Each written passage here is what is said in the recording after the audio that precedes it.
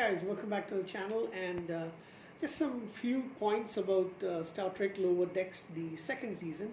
The first season was, except for the first episode and maybe the last one, no, sorry, yeah, first episode and for the most part, which I didn't really like too much, but the rest of the show was kind of a big hit for me.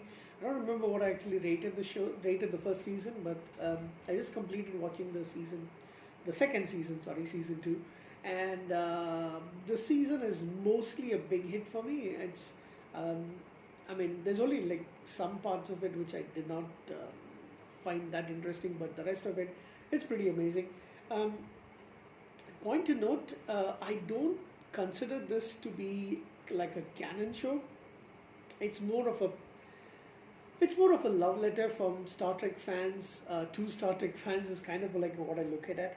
And but it does, because of all the comedy and the insane stuff that actually happens, but it does have a lot of the elements of Star Trek that we kind of like, and then they bump it up with a lot of humor. So the first episode basically shows us what happened to Ensign Brad Boimler, who is on the USS Titan, gets promoted as lieutenant. However, um, and under the leadership of the command of William Riker, and in an incident that is very much just like what happened to William Riker, he gets duplicated via the because of them having to use the transporter on him by adding a little bit of extra juice. He gets duplicated basically, and so one of them stays back on the USS Titan as as the lieutenant. The other one becomes comes back to the Cerritos as the Boimler we love, Brad Boimler, who we love, and he's demoted to ensign, by the way. So yeah, there's a lot of things that happens in this show. There's a lot of fun. It is hilarious, but you really need to know about the Star Trek series to really enjoy it the way that I do and several other Trekkies do. If you do not know who the Packlets are, you don't know the episode Jalad and Tanagra, those kind of things. If you do not know, it's not going to make that much sense to you. There's a lot of things. If you don't know who Tom Paris is from Voyager, that episode is not going to make much sense to you. If you don't know who William Riker is, it's not going to make much sense to you. So this time we don't get Deanna Troi. We only get to see William Riker, which is a shame. It's possibly also because Marina Sirtis has actually moved back to the UK because she's getting more offers for television in the UK compared to what she's getting in the US. I think this was the voice role that she had for that episode was the only one and Picard also was the only one for a long time. So I think you go where you're offered more things. So she decided to move back to the UK, and also her husband had passed away a couple of years ago, I guess. I don't remember exactly when, 2019 I believe, or 2020. Anyway, but I would have loved to have seen Marina Sirtis on this show. But we did get Tom Paris instead. I think they could have found some way for her to appear on the show as well. Anyway, that's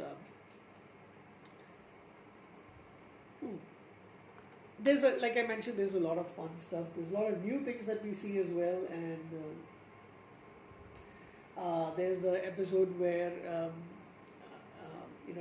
Mariner and Boimler want to go and see the best party for officers, which is happening on a space station. There's a lot of that's why I see some of that stuff as the damage and stuff that happens over there as not possible in a regular Star Trek show, and that's kind of takes away. But like I mentioned, this is a show that's meant to be a lot more fun, and it's like it's got that comedy element to it. So one of the standard episodes was an embarrassment of Dupplers, in which a Doppler emissary, every time he gets uncomfortable, he starts to replicate. That was really funny. They finally managed to get things. And so it kind of reminded me of tribbles in that way. And yeah, and that's the same episode basically with the one that they do. So that was, I think, probably the best episode. Even though I didn't like the fact that certain things about the the stuff. So one of the positive things is that, but they don't really mention how it is. It's just that asking him, he gets a little, he gets upset. He starts to cry. Fred Tatasciore comes back as Lieutenant Shanks, the Bajoran tactical officer. But when Eugene Cordero's Sam Rutherford character tries to find out, they tell him not to ask him too much and all that stuff. So that was nice to see, because Shax was pretty much a very interesting character. Yeah, to be honest, the only character I don't really like too much in the show is Dawn Lewis as Carol Freeman. I don't really see her as that entertaining in this show as such. I mean, she's the best stuff for her is when she's interacting with her daughter Mariner. But as far as her casting, her character is concerned, I don't really think she's that great. She is supposed to get promoted and getting a new ship. However, in the end, something happens for detonating a Veruvian bomb on the Packlet planet, and she is actually arrested by a Starfleet. That's where the season ends. So it's ending on a cliffhanger, and we will get to see what happens in the next episode. In the final episode was First Contact. So trying to see what else we have. Any other standout? No. Oh yeah. The episode in which they show various lower decks and different on a Vulcan ship, on a Klingon ship. That was really fun as well, to see how the lower decks in for other species would also be like. I'm also looking for the Queen Paolona, who's a ruler of Hesperia, and then we find out that Lieutenant Commander Billups is actually her son, and he is supposed to take over as king, but he left the kingdom. He renounced royalty and a life of luxury because he wanted to be part of Starfleet. If he ever has sex, he has to take over. That was funny. I mean, I guess some people didn't like the fact there was a little bit of, that the sexual aspect was actually, for an animated show, was actually kind of amped up a little bit. But I found it hilarious. So that was also a very good episode. So yeah, and I think overall, the four main characters that we love so much, Mariner, Boiler, Tendi, and Rutherford, get a lot more fleshed out.